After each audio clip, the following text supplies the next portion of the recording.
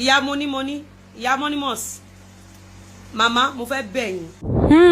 ẹ̀yin èèyàn wa ẹ kú déédéé ìwòyí lórí ọ̀rọ̀ Lizzy Anjorin àti Monimous. Lizzy Anjorin tún ti jáde fún ìgbà kejì o láti wá bẹ̀ ìyá Monimous lórí ọ̀rọ̀ tó ṣẹlẹ̀.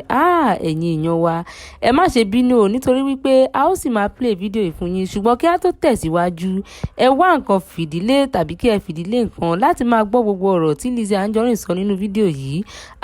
ẹ̀yin èèyàn wa fídíò tí ẹ̀ ń wò yìí ọ̀rọ̀ pọ̀ nínú ìwé kọ́bọ̀ fídíò yìí.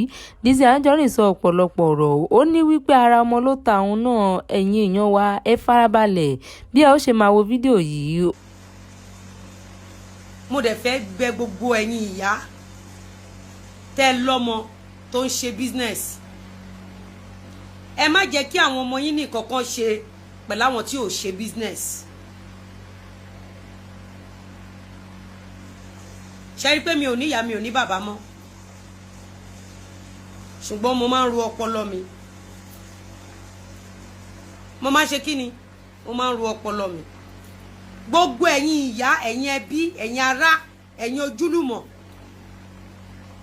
ó bà mí kò dùn mí, a lè fi wẹ́ni tí ò bá rárá. Íméjì Monimous tó ti ń gbé bọ̀ láti bí ìjẹrin, íméjì tó ti ń gbé bọ̀ before ìjẹrin, kò lè ríru íméjì yẹn mọ́ títí láíláí. Monimous can afford it. Ó lè avoid ẹ̀. Ó lè avoid ẹ̀. But ó believe pé àwọn ọ̀rẹ́ òun powerful.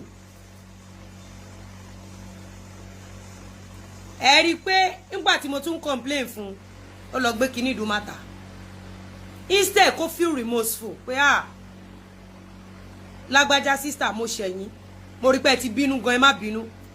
Ẹ mọ̀ ẹ cases tá ti ṣe mi tí mo ti bínú má ti sọ̀rọ̀. Ìyá Monimous is another example. Nígbà tí màmá jáde lánàá, mi ti wo fídíò màmá, wọ́n ní màmá ti ṣe apology. Èmi náà jáde, èmi náà ṣe apology. Apology mi ni pé màmá mi iṣẹ́ ní bí, mi ò dẹ̀ ń wá wàhálà. But I have to do what I have to do láti secure ọmọ mi. Ẹ̀yin náà jáde, ẹ̀ ń ṣe apology nítorí ọmọ yín. Èmi náà máa dúró tán nítorí ọmọ mi. Tó bá jẹ́ pé èmi náà jẹ́dá tó máa lọ kẹnu bọ̀rọ̀ lọ́rọ̀, tó máa lọ ń ba tèèyàn jẹ́, mi ò ní lẹ́nu ọ̀rọ̀. Bí mo ṣe wà yìí, mi kì í gbàmọ̀ràn lọ ní ẹnu àwọn èèyàn.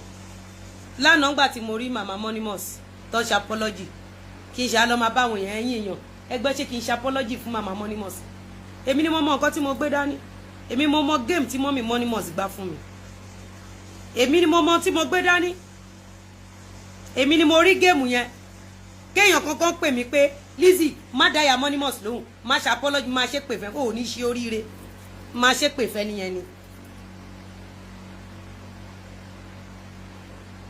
Má ṣe pè fún ẹ torí èmi mo mọ nǹkan tí mo gbé dání. Èmi nìkan mo rí game yẹn.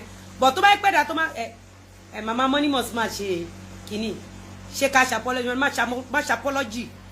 Má ṣe apology. Lọ sọ fún kí Monimous kọ́kọ́ ṣe apology. Wọ́n fẹ́ bà tiẹ̀ jẹ́ ni.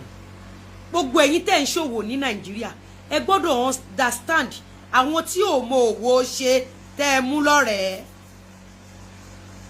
Ẹ gbọ́dọ̀ understand gbogbo àwọn tó ti ṣòwò rí tó ti tán fún tẹ́ ẹ mú lọ́rẹ̀ẹ́. Ẹ gbọ́dọ̀ understand life. I don't seek validation from anybody. Bí mo ṣe rí ìyá Monimous lánàá tán jáde lálẹ́, mi ò sọ pé ó rẹ̀ mi sọ pé hours of show ni mo ṣe. Èmi náà jáde. Màmá mo bẹ̀ yín ẹ má bínú, mo ra nǹkan tó ń bú mi. Why are you begging her? Why? Àwọn tó sọ pé why are you begging her? Ọjà wo náà gbé kalẹ̀, kí náà gbé kalẹ̀, hàn ní nǹkan kan tó gbé kalẹ̀.